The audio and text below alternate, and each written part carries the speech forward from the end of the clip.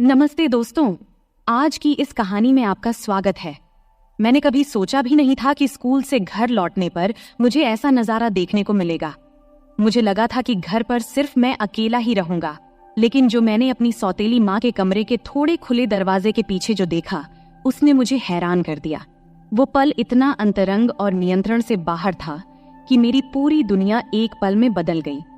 इसके बाद जो हुआ, उसने हमारे बीच सब कुछ बदल दिया, कुछ ऐसा जो हम दोनों कभी नहीं भुला सकते। तो दोस्तों, साथ बने रहिएगा, क्योंकि मैं आपको बताऊंगा कि यह सब कैसे एक ऐसी रात में तब्दील हो गया जिसे मैं कभी नहीं भूलूंगा। मैं अभी अभी स्कूल से घर आया था। दिन भर की थकान मुझे ऐसे महसूस हो रही थी जैसे मेरा भारी बैग मेरे कंधों पर लदा हो। घर में अजीब सी खामोशी थी, बस फ्रिज की हल्की सी आवाज गूंज रही थी। देर दोपहर की सुनहरी धूप फर्श पर लंबी किरणें बिखेर रही थी और सब कुछ शांत सुकून भरा लग रहा था। ऐसा लग रहा था कि जैसे मैं बिल्कुल अकेला हूं। फिर मैंने अपना बैग सोफे पर फेंक दिया, ये सोचते हुए कि पहले कुछ खाऊंगा और फिर थोड़ी देर आराम करूंगा, इससे पहले कि कोई और घर आता। जैसे ही मैं रसोई की ओर बढ़ा, एक आवाज ने मेरा ध्यान खींच लिया। एक धीमी आवाज, लेकिन साफ सुनाई दे रही थी। फिर मैं एक पल के लिए रुक गया, समझ नहीं पा रहा था कि मैं क्या सुन रहा हूं। वो आवाज धीमी थी, जैसे कोई हल्की सी गुनगुनाहट या फुसफुसाहट, लेकिन उसमें कुछ अलग था, कुछ अंतरंग, प्रभावित करने वाला। फिर मैंने और ध्यान से सुना, यह जानने की कोशिश करते हुए कि यह आवाज कहां से आ रही थी। वो आवाज बहुत तेज नहीं थी, लेकिन उसमें कुछ ऐसा था जिसने मुझे बेचैन कर दिया। धीरे धीरे संभलते हुए मैंने हॉल में कदम रखा। मेरे पैर फर्श पर कोई आवाज नहीं कर रहे थे। जैसे मैं आवाज की दिशा के पास पहुंचा, तब मेरी सौतेली माँ के कमरे का दरवाजा थोड़ा खुला हुआ था। बस इतना खुला था कि मुझे बिस्तर का किनारा और उससे आगे का एक हिस्सा दिखाई दे रहा था। मुझे नहीं देखना चाहिए था, ये मुझे पता था कि नहीं देखना चाहिए था, लेकिन कुछ मुझे उस दरवाजे की ओर खींचे जा रहा था। मेरी जानने की इच्छा मुझे मजबूर कर रही थी। फिर मैं थोड़ा और झुककर दरवाजे के उस छोटे से दरार से झांका। तभी मैंने देखा कि मेरी सौतेली माँ बिस्तर पर लेटी हुई थी। उसकी पीठ थोड़ी मुड़ी हुई थी, उसकी आंखें बंद थीं और वो पूरी तरह से आनंद में डूबी हुई थी। एक पल के लिए मैं हिल भी नहीं पाया। मैं वहीं खड़ा रहा, मेरी सांसें रुक सी गईं, जैसे मैं जो देख रहा था उसे समझने की कोशिश कर रहा था। वो खुद को छू रही थी, उसकी उंगलियां धीरे धीरे और बिना रुके एक लय से हिल रही थी और उसकी धीमी धीमी कराहें उसके होंठों से निकल रही थी। यह दृश्य मेरे भीतर के गहराई तक उतर गया, कुछ ऐसा जो मैंने पहले कभी महसूस नहीं किया था। अब अचानक से देख मेरी धड़कन तेज हो गई। मेरा दिल जोर जोर से धड़कने लगा और मेरे शरीर में गर्मी की एक लहर दौड़ गई। मुझे वहां से चले जाना चाहिए था, चुपचाप पीछे हट जाना चाहिए था और ऐसा दिखावा करना चाहिए था कि मैंने कुछ नहीं देखा। लेकिन मैं हिल भी नहीं पा रहा था। मैं वहीं खड़ा रहा, मेरी आंखें उस पर जमी हुई थी। उसकी हर छोटी सी हरकत मेरे भीतर हलचल मचा रही थी। वो बेहद खूबसूरत लग रही थी।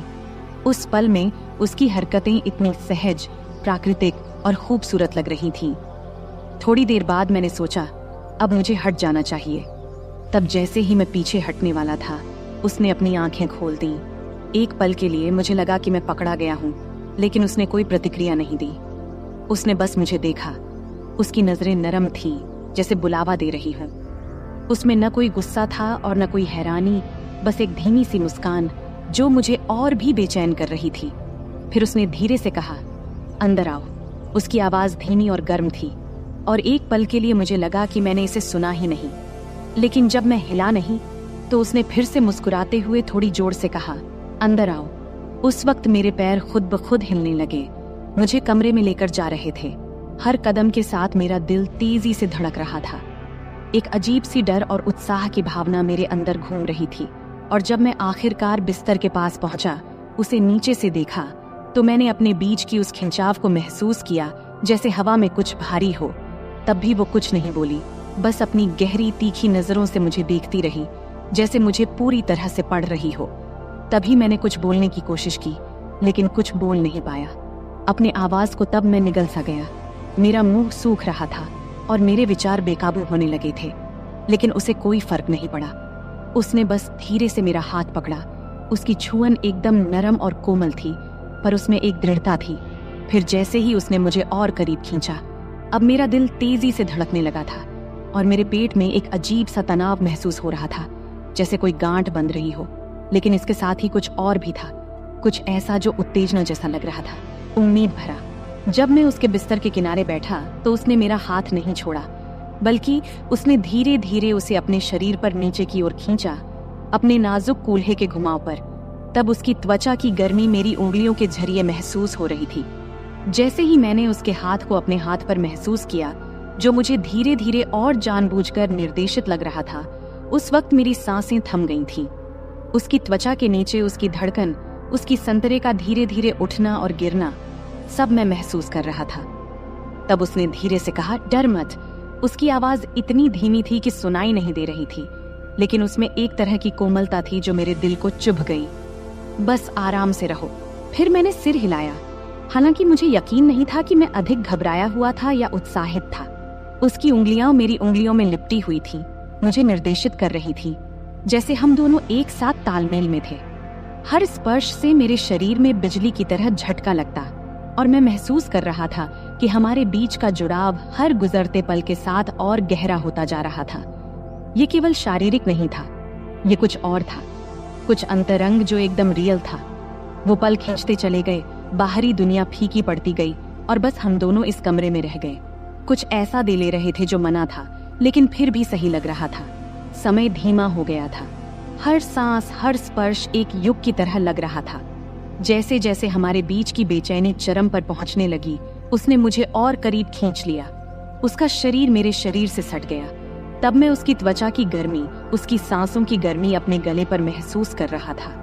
उसके होंठ हल्के से मेरे कान के पास से गुजरे और उसने फिर से धीरे से फुसफुसाया। उसकी आवाज नरम और हल्की थी। यहीं रहो, उसने धीरे से कहा। उसकी आवाज में एक शांत आग्रह था जिसने मेरा दिल धड़कना बंद कर दिया। मत जाओ। यह सब सुन मैं चाहकर भी नहीं जा सकता था। हमारे बीच का खिंचाव बहुत गहरा था, जुड़ाव बहुत मजबूत था। हम इस पल में बंध गए थे और बाकी सब कुछ साधारण से परे था। मैं धीरे से उसकी ओर झुका। मेरे होंठ उसके होंठों से कुछ इंच की दूरी पर थे। उसकी सांसों की गर्मी मेरी त्वचा पर महसूस हो रही थी। समय जैसे रुक सा गया था, दुनिया ने जैसे अपनी सांस रोक रखी हो, क्योंकि हम दोनों एक ऐसी चीज के किनारे पर थे जिसे हम दोनों नकार नहीं सकते थे। हमारे बीच की हवा उम्मीद से भारी थी और उस खिंचाव ने मेरी पूरे शरीर में सिहरन पैदा कर दी थी। फिर जब मुझे लगा कि अब यह पल टूट जाएगा, तभी उसने मेरी ओर झुककर अपने होंठ मेरे होंठों से हल्के से छुआ दिया। उस हल्के से स्पर्श ने मेरे अंदर फिर से गर्मी की लहर दौड़ा दी। शुरुआत में यह हल्का था, जैसे हम दोनों इसे महसूस कर रहे हों, लेकिन फिर यह गहरा हो गया। उसके होंठ मेरे होंठों पर और मजबूती से दबे। उसका हाथ अभी भी मेरा मार्गदर्शन कर रहा था, मुझे दिखा रहा था कि वह क्या चाहती थी और हम दोनों क्या चाहते थे। वह चुंबन धीमा, कोमल था। उसमें एक ऐसी चाहत थी जो केवल हम ही समझ सकते थे। ऐसा लग रहा था जैसे हम दोनों ने जो कुछ भी दबा रखा था, वह उसी पल में बह रहा हो। हर स्पर्श, हर सांस, हर धड़कन एक साथ टूटते जा रहे थे, जैसे हम आखिरकार उस बेचैनी के सामने झुक गए थे जो हम दोनों के बीच बन रही थी। हम यूं ही एक दूसरे में लिपटे हुए बहुत देर तक रहे। बाहर की दुनिया भूल ही गए थे। मैं महसूस कर सकता था कि उसका शरीर हल्का सा कांप भी रहा था और उसकी धीमी सांसों की आवाज हमारे बीच की हवा में गूंज रही थी। आखिरकार वह थोड़ा पीछे हटी। तब उसका माथा मेरे माथे से टकरा रहा था। उसकी आंखें आधे बंद थीं, आधे खुली थीं, जैसे वह अपनी सांसें संभाल रही हो। तब मैंने उसके होंठों पर एक हल्की सी मुस्कान देखा, जिसमें एक तरह की संतुष्टि थी जिसने मेरे दिल को खुशी से भर दिया था। तुम ठीक हो? उसने धीरे से पूछा। उसकी आवाज मुश्किल से सुनाई दे रही थी, लेकिन उसमें एक ऐसी कोमलता थी जिसने मुझे सुरक्षित और अपनापन महसूस कराया। मैंने हाँ सिर हिलाया, क्योंकि शब्द मेरे मुंह से नहीं निकल रहे थे। वह फिर से मुस्कुराई। उसकी उंगलियां मेरे बालों के बीच हल्के से गुजरते हुए उसने एक बार फिर मेरी ओर झुककर मेरे गाल पर हल्के से अपने होंठ छुआ दिए और फिर पूरी तरह से पीछे हट गई। कमरे में अब एक गर्म, शांत माहौल था। जो तनाव पहले था, वह अब एक कोमल, चमकदार संतुष्टि में बदल गया था। हम दोनों ने काफी देर तक कुछ नहीं कहा, बस यूं ही बैठे रहे। हमारी सांसें धीरे धीरे सामान्य हो रही थीं। हमारे बीच की गर्मी अब कुछ और नरम, अधिक अंतरंग हो गई थी। फिर उसने अपना सिर मेरे कंधे पर रख दिया और मैंने अपना हाथ उसके चारों ओर लपेट लिया और उसे करीब खींच लिया, जैसे हम इस धीमी ढलती रोशनी में बैठे थे। घर की हल्की फुल्की आवाजें हमें घेर रही थीं। जो कुछ भी हमारे बीच था वह नया, नाजुक और पूरी तरह से अचानक ही हुआ था। लेकिन उस पल में इन सब का कोई मतलब नहीं था। बस इतना ही मायने रखता था कि हम यहाँ थे, कुछ ऐसा लेन देन कर रहे थे जो बेहद खास लग रहा था, कुछ ऐसा जो किसी भी कल्पना से परे था। और फिलहाल इतना ही काफी था। इस सब से हम दोनों के बीच की खामोशी धीरे धीरे कम हो रही थी। उधर खिड़की से छनछनाती आ रही धूप अब हल्की होने लगी थी। कमरे में एक नरम सुनहरी चमक बिखर रही थी, लेकिन अंदर हर चीज में एक अदृश्य ऊर्जा भरी हुई थी। जो कुछ भी अभी हुआ था उसकी गहराई वातावरण में बनी हुई थी, और भले ही हम दोनों में से कोई कुछ बोल नहीं रहा था, लेकिन ऐसा लग रहा था मानो हम दोनों किसी ऐसे पल का इंतजार कर रहे थे जो अभी तक पूरी तरह से वह हुआ ही नहीं हो।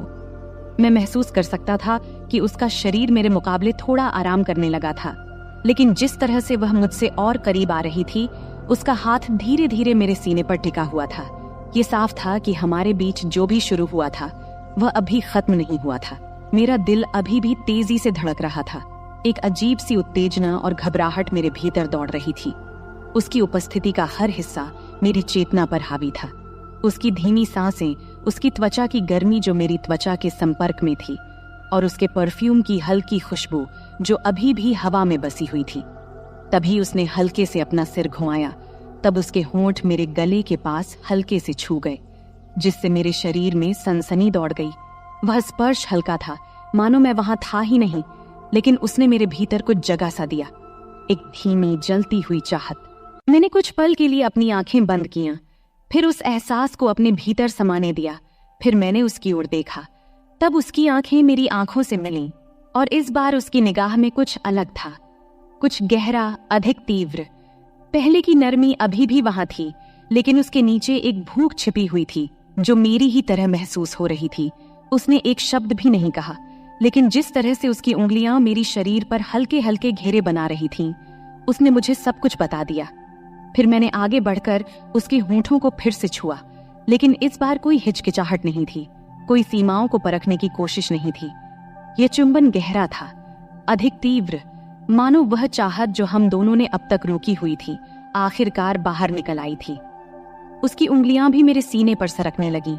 फिर उसकी उंगलियां मेरी शर्ट के कपड़े में कस गईं, जैसे वह मुझे और करीब खींच रही हो, और मैं महसूस कर सकता था कि उसका शरीर मेरे खिलाफ प्रतिक्रिया दे रहा था। उसकी हल्की सी मोहकता मेरे होश उड़ा रही थी। ये पल जितना रोक रहा था, उतना ही अधिक नशा भी चढ़ा रहा था। यह बात अलग थी कि वह मेरी सौतेली माँ थी, लेकिन जो हमेशा मेरी पहुंच से बाहर थी, अब वही हमारे बीच के संबंध को और भी खतरनाक बना रही थी, और मैं भी खुद को उसको चाहने से रोक नहीं पा रहा था। जब उसके हाथ मेरे गले के पीछे सरक गए, तब वह मुझे और नीचे खींचते हुए, जब वह बिस्तर पर अपनी स्थिति बदल रही थी, तब उसका शरीर तकियों पर आराम से लेट गया और वह मुझे अपनी ओर खींच रही थी। मैं उस खिंचाव का पीछा करता रहा जो अब बहुत मजबूत हो चुका था, और जल्द ही मैं उसके ऊपर खुद को झुका हुआ पाया। अपने हाथों से खुद को संभालते हुए उसे देखता रहा। मेरी सांसें हल्की और तेज हो रही थीं। उसकी ऑरेंज भी तेजी से ऊपर नीचे हो रही थीं, लेकिन उसकी आंखें मेरी आंखों में ही टिकी हुई थीं, और उस पल में हमारे बीच की गर्माहट को महसूस किया जा सकता था। फिर उसने अपना हाथ ऊपर उठाया, हल्के से मेरे बॉडी की रेखा को छुआ, फिर उसने मुझे नीचे खींचा। तब हमारे होंठ एक और गर्मजोशी भरे चुंबन से मिल गए। इस बार उसके हाथ आजाद घूम रहे थे, मेरी पीठ, मेरे कंधे, हर जगह का पता लगाते हुए मुझे और करीब खींच रहे थे, जब तक कि हमारे बीच अब कोई दूरी नहीं बची थी। उसके शरीर की गर्मी मुझे जला रही थी, और मैं उसके दिल की धड़कन महसूस कर सकता था जो मेरी ही तरह तेजी से धड़क रही थी, जो मेरे लिए धड़क रही थी। तब मैंने अपना हाथ उसकी कमर पर नीचे की ओर सरकाया, उसकी त्वचा की नरमाहट को अपनी उंगलियों के नीचे महसूस किया, और जब मैंने उसकी शर्ट के किनारे पर पहुंचकर थोड़ी देर के लिए रुका, यह सोचकर कि कहीं मैं कोई सीमा पार तो नहीं कर रहा हूं, लेकिन उसने खुद को तब भी नहीं रोका, बल्कि उसने हल्का सा अपनी पीठ को मोड़ा, स्पर्श को और उत्साहित करते हुए। उसका शरीर मेरे शरीर की ओर प्रतिक्रिया दे रहा था, जिससे उसका कोई संदेह नहीं रहा था कि वह क्या चाहती थी।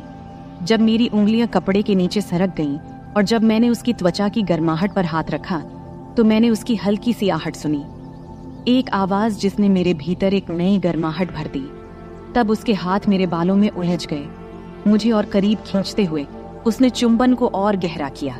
उसके होंठ थोड़े खुले थे मुझे अंदर बुलाने के लिए। उसकी स्वाद मादक थी और मैं उसके शरीर में बसी हुई तानव को देख सकता था। जिस तरह से वह मेरे नीचे हिल रही थी, उसके हर स्पर्श में एक ऐसी तीव्रता थी कि अब और कुछ सोचना असंभव हो गया था। हम अब एक दूसरे में पूरी तरह खो चुके थे। हमारे बीच की हर दीवार गिर रही थी, जैसे हम उस चाहत को पूरा कर रहे थे जो आग इतने समय से सतह के नीचे सुलग रही थी। अब वापसी का कोई रास्ता नहीं था। इस एहसास का भार वातावरण में था, लेकिन हम में से किसी ने इसकी परवाह नहीं किया। केवल यह पल, यह जुड़ाव और ये अटूट खिंचाव जो हमें एक दूसरे की ओर खींच रहा था, यही अब मायने रखता था। उसके हाथ हर जगह थे, मेरे कंधों, बाजुओं और सीने की रेखाओं को महसूस कर रहे थे, मानो वह मुझसे भर नहीं पा रही थी। और मैं भी वैसा ही महसूस कर रहा था। जितना मैं उसे छूता उतना ही मैं उसे और चाहता, और इस सब की तीव्रता लगभग असहनीय हो रही थी। ऐसा लग रहा था जैसे हम बहुत समय से खुद को रोक रहे थे, और अब जब दरवाजे खुल गए थे तो हमें बहा ले जाने वाली इस बाढ़ को रोकने का कोई तरीका नहीं था। उसने मेरे होंठों पर हल्की सी आह भरी, उसकी उंगलियां मेरे बालों में कस गईं और उसने अपना शरीर मेरे खिलाफ दबाया। और फिर उसकी उस आहट से मेरे भीतर एक नई चाहत की लहर दौड़ गई। मैं भी उससे भर नहीं पा रहा था। उसकी महक, उसका स्वाद और उसके शरीर का एहसास मेरे नीचे था। मेरे शरीर का हर हिस्सा जल रहा था और मैं जानता था कि अब कोई वापसी नहीं थी। अब इस पल के बाद तो बिल्कुल नहीं। फिर मैंने पल भर के लिए खुद को पीछे खींचा, उसकी आंखों में देखा, जैसे मुझे यह सुनिश्चित करना था कि वह अभी भी मेरे साथ है या नहीं। तब मैंने उसकी आंखों में देखा, वह मुझे उतना ही चाहती है जितना कि मैं चाहता था। लेकिन उसकी आंखों में जो दिखा, उसने मुझे सब कुछ बता दिया। वहां कोई झिझक नहीं थी, कोई दूसरा विचार नहीं था। बस वही जलती हुई भूख जो शुरुआत से ही थी, मुझे आगे बढ़ने के लिए प्रेरित कर रही थी। बिना कुछ कहे उसने फिर से मेरा हाथ थामा। उसकी उंगलियां मेरी शर्ट के सामने कस गईं। फिर मुझे अपने पास खींच लिया। उसकी हल्की सी जल्दबाजी, और जब हमारे होंठ फिर से मिले तो मैंने खुद को पूरी तरह से इस पल में खो दिया। हर संदेह, हर डर को छोड़ते हुए और उस चाहत को पूरा करते हुए जो हमारे बीच तब से बन रही थी जब से मैं उस कमरे में आया था। हमारे बीच की तनातनी बिजली की तरह थी। हर स्पर्श, हर चुंबन हमें उस सीमा के और करीब धकेल रहे थे। उसका शरीर मेरे नीचे हिल रहा था। उसके हाथ मेरी त्वचा पर घूम रहे थे, जैसे वह मुझसे भर नहीं पा रही थी, और उसकी सांसों की आवाज कमरे में गूंज रही थी, मुझे और भी ज्यादा पागल कर रही थी। अब हम पूरी तरह से एक दूसरे में खो गए थे, उस जुनून में उलझे हुए थे जिसने हमें पूरी तरह से अपने कब्जे में ले लिया था, और अब कोई वापसी नहीं थी। तब मैंने उसकी उंगलियों को अपने सीने पर महसूस किया। उसका स्पर्श मेरे शरीर में सनसनी पैदा कर रहा था, जैसे वह मुझे और करीब खींच रही हो। फिर भी उसका शरीर मेरे नीचे तनाव से भरा हुआ था, जैसे और चाहने की गुहार कर रहा हो, और मैंने उसे वह सब दिया। हर स्पर्श, हर चुंबन, हर फुसफुसाए हुए शब्द ने हमें इस पल में और गहरा उतारा। यह पल लगभग असहनीय था।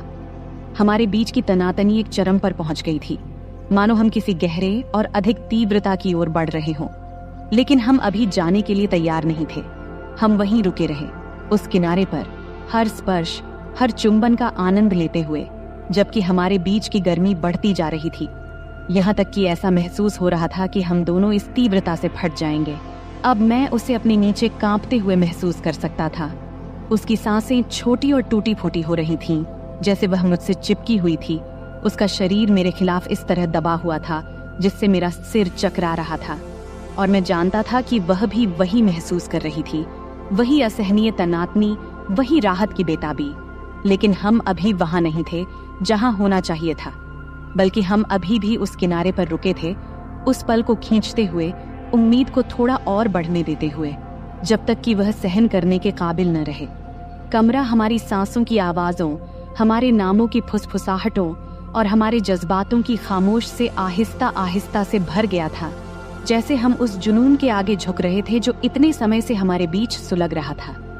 यह पल परफेक्ट था, हमारे बीच का यह जुड़ाव, और जब मैंने उसे अपने करीब खींचा, हमारे शरीर एक साथ एक तालमेल में चल रहे थे, तब मुझे पता था कि इसके बाद कुछ भी वैसा नहीं रहेगा।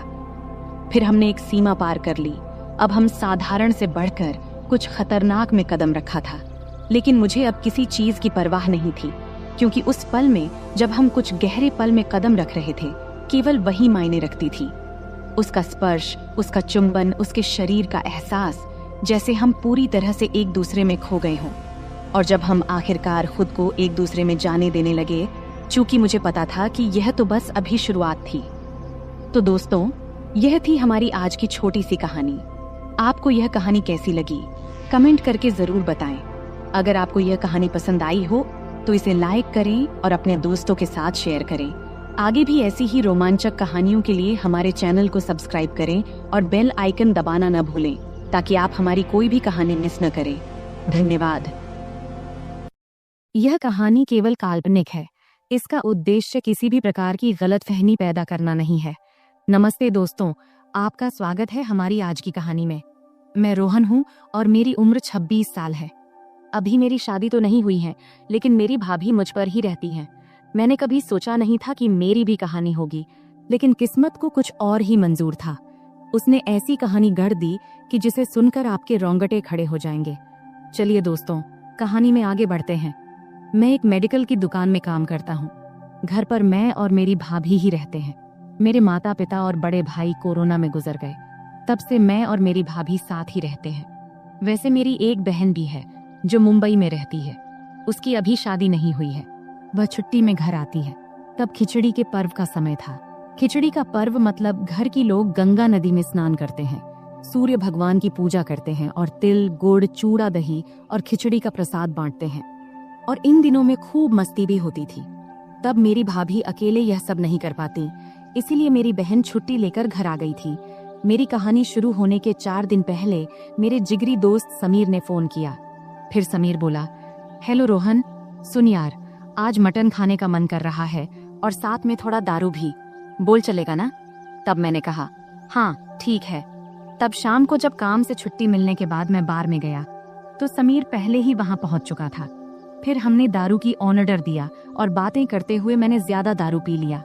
समीर ने कहा, यार बस हो गया, अब चल घर चलें। तब मैं थोड़ी ज्यादा पी चुका था, इसलिए उठते समय थोड़ा डगमगा रहा था। तब घर पहुंचकर गाड़ी खड़ी करते समय मुझे स्टैंड नहीं मिल रहा था। जैसे तैसे करके मैं अंदर आया और देखा कि हॉल में नाइट रेड बल्ब जल रहा था, जिससे मुझे सब धुंधला दिख रहा था। तब जैसे ही मैं कमरे की ओर बढ़ा, मैंने देखा कि सोफे के नीचे चटाई पर कोई सो रहा है। फिर पास जाकर मैंने देखा, वह तो मेरी बहन रिया काले गाउन पहने सो रही थी। तब मुझे लगा कि वह मेरी भाभी है। शायद वह मेरी इंतजार करते करते वहीं सो गई थी। तब दारू के नशे में मैंने बहन को सीधा किया। तब भी वह सो रही थी। फिर मैंने सोचा कि अगर वह उठेगी तो चिल्लाएगी, इसलिए मैंने पहले ही तैयारी कर लिया।